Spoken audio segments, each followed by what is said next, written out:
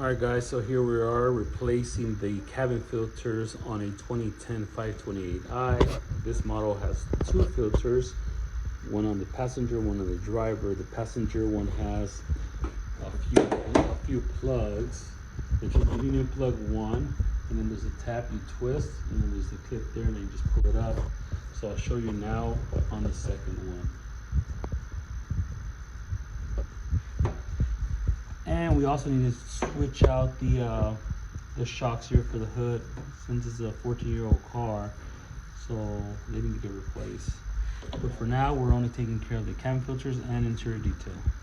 Let's see if we can get this tab off.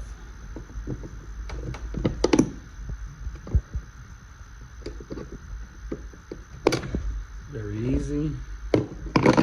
Switch hands. I don't have a camera guy today, or my helper. I'll do this tab here. Very easy.